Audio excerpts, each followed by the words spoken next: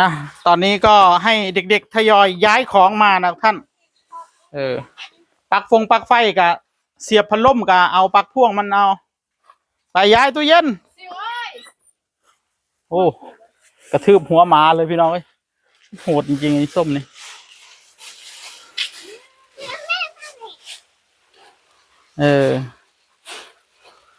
เอาไว้ใส่ของถุงเอาไว้ใส่ของมาย้ายตู้เย็นเข้าไปยกอย่ายกตู้เย็นเข้านะท่านเอาเข้าไว้มุมไหนมุมที่ยายศรีอยากให้เอาไว้นั่นแหละ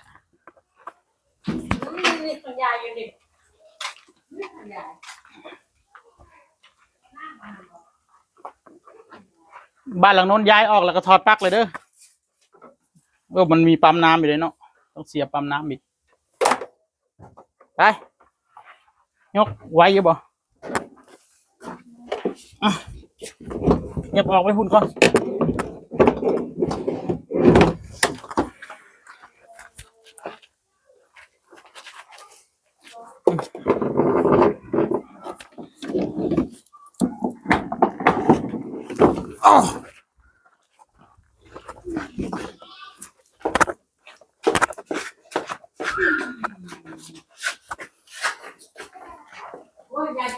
เอาไว้แก้ไหนแก้นี่บ่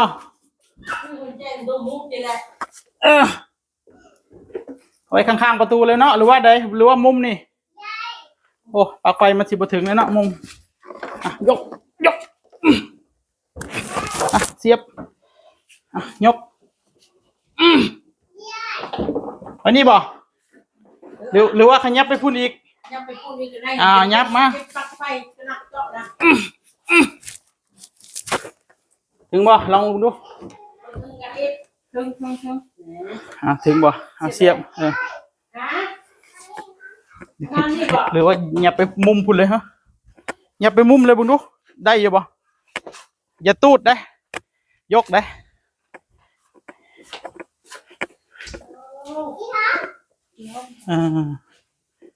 ซ้ำเดิมซ้ำกูมาแล้วไปดิไป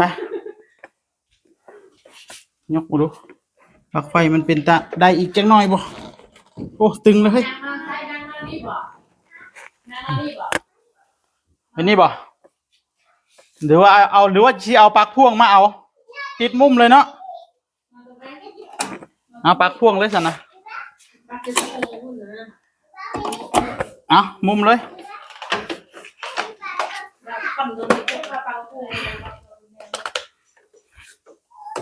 เอาออก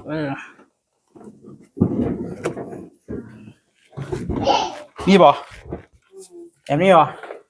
ปลั๊กพ่วงหนังเชื่องไว้นี่เนาะเชื่องไว้พี่เนาะโอเคดูสิเนาะตู้เย็นไว้พี่มองนี่ก็เป็นที่รับแขกเนาะไปเอาเข้าของส่วนตัวเข้ามาง่ายมันคือดังแต่บัดนี้ดังธรรมดาปลั๊กไฟก็เสียบพัดลมเสียบโทรศัพท์กันนี่ละโอ้เรียกออนไลน์เนาะเสียบโทรศัพท์หลายหูอยู่ทีไปแล้วนะเนาะทำนะปลั๊กพ่วงก็จะมี1ตัวนะ2ตัวแล้วก็3ตัวแล้วก็มีอีกเนาะที่ใส่อยู่เงื่อนบุญกันย่อมากเหลือปลั๊กพ่วงนะไปย้าย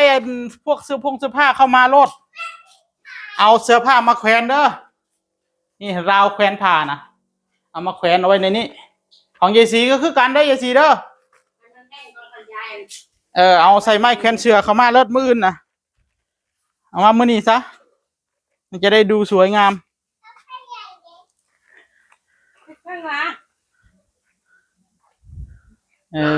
นั่นน่ะสบายเลยอันนี้ยายศรีเพิ่นว่าจะเอาไว้ใส่ทานเนาะวันนี้ครัวซะเนาะนี่บ่สิไว้ทานใส่ทานอยู่นี่เนาะนี่เนาะ กี้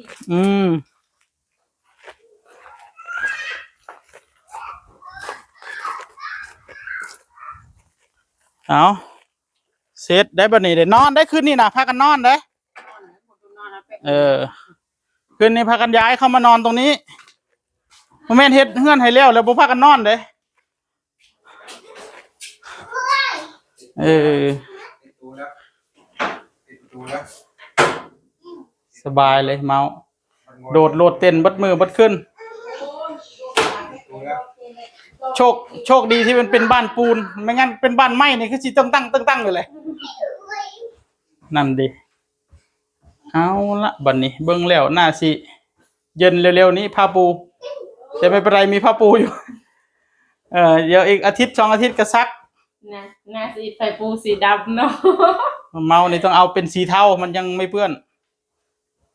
เมาสนุกเหรอโอ้เขาตักอุ้มหน่อยมะเร็วฮะให้อุ้มไหมวิ่งหนีแล้วท่านเอาบุญรบเหรอเอาสะดวกสบาย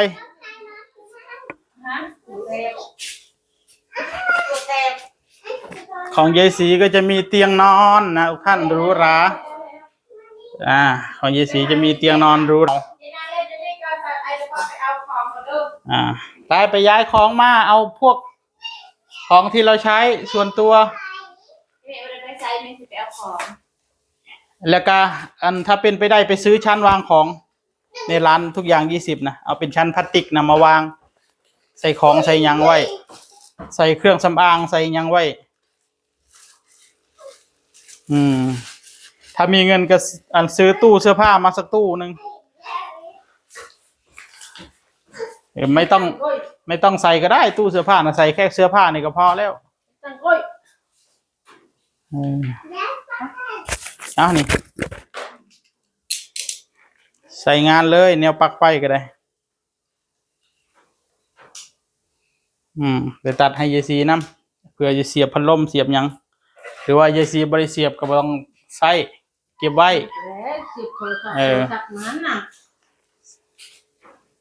อันนี้ก็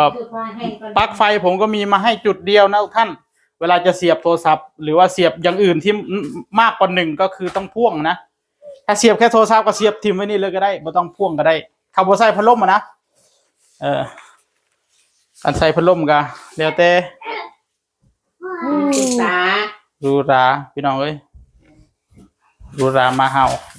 เวลาผู้ใดมาหาเอาลองมือกันนะนอนมึงดูคักอยู่บ่มันนุ่มหรือเปล่าท่านยังไม่ได้ลองดูก่อนลองมือกันนะคักอยู่บ่นี่โอ้นุ่มเว้ยนุ่มเนาะนุ่มขนาดเนาะโอ้เป็นตะนอนดีเนาะขึ้นนี่เนาะคือสิปันขึ้นสวรรค์ไปเลยเนาะโอ้ขึ้นสิปันขึ้นสวรรค์เลยสบายนั่นนะคักเลยเดี๋ยวนี้ผู้ใดมากก็เปิดหน้าต่างแงกเลยแหละเวลาจะล็อกหน้าต่างในล็อกแบบนี้เด้อเอาลบบึงดู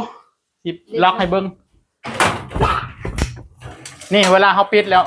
มันสิล็อกบ่ได้เนาะนี่เอามือดันไว้แบบนี้ดันนี้นี่ล็อกแบบนี้เอาล็อกแบบนี้มันล็อกไม่ได้แล้วก็เอามือดันให้มันเข้าแบบนี้ต้องล็อก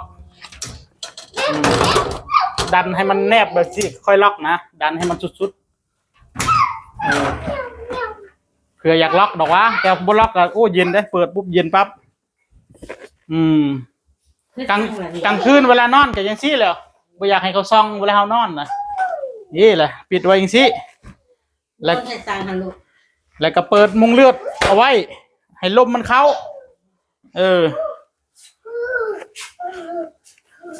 เอา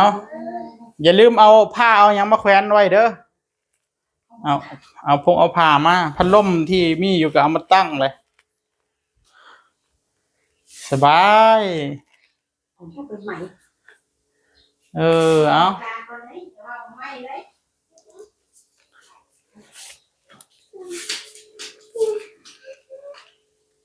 อะไรเหรอเมาเมา เอารองเท้าเอาไปรองเท้า อย่าใส่รองเท้าเข้ามาเด้อมันเปื้อนเด้อเอาไว้ข้างนอกเด้อรองเท้านะและที่สำคัญอย่าเอาแมวเข้ามานอนดำเด้อแมวนี่งดนะเข้าใจไหมเมา เอาใจตาบอกเลย ห้ามเอาแมวเข้ามานอนด้วย นี่แหละสาเหตุที่ไม่สบายบ่อยก็นอนกับแมวนี่แหละเมาเขาจะเอาแมวเข้าไปนอนด้วยนะท่านนอนกอดแมวพี่น้องเอ้ยคนหรือว่าหมาแมวเนี่ยนอนด้วยกันไม่ได้ถ้าเป็นแมวบ้านหมาบ้านแบบนี้มันสกปรกนะขนอะไรต่างๆมันร่วงนะท่านไม่ได้อาบน้ำไม่ได้ทำความสะอาดให้มันทุกวันนะบ่เคยอาบน้ำให้แมวเลยเอาแมวอาบอันเข้าไปนอนเนี่ยมันกับบ่แม่นแนวนะเอาเดี๋ยวก็จะกลับบ้านนะท่าน